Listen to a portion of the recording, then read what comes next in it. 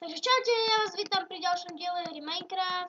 Tak teraz vám tu ukážem, ako sa tu dá vyrobiť TNT kaňon.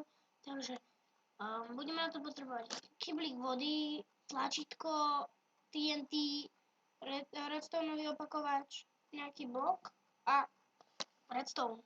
Takže teraz tu dáme 3 bloky, si dáme batón, takto si dáme, vodu, aby sme zistili, Vylejeme vodu, aby sme zistili, ako ďaleko to môže ísť.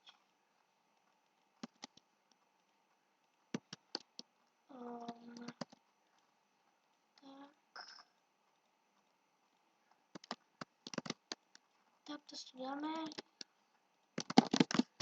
Senka si dáme takto. A môžeme spraviť test, či to vybuchne. Taký menší testík. Takto si dáme TNTčka.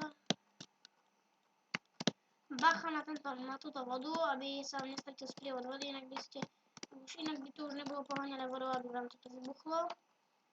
Skontrolovať. Tak a teraz takto navediem redstone. A môžete sa dívať, že sa vám nič nestane s tým vôbec. Lebo tam je tá voda. Takže teraz takto dáme. Na konci musia byť takto 2 redstony, lebo to repeater by to nemohlo odpaliť ako TNT. Takto si dáme 2, raz, 2, 3, raz, 2, 3. Na jeden. Natiahneme redstone. Tak.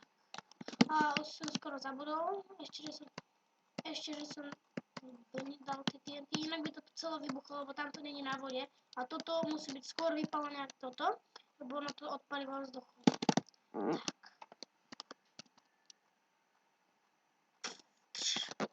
No a ešte sa to dá meniť, že keď to chcete ďalej odstreliť, no tak môžete dať aj troška dlhšie, môžeme to skúsiť.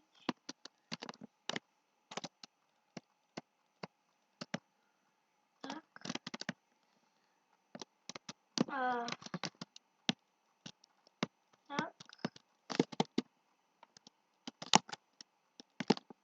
Tak, už to mierí. Už to strieľa.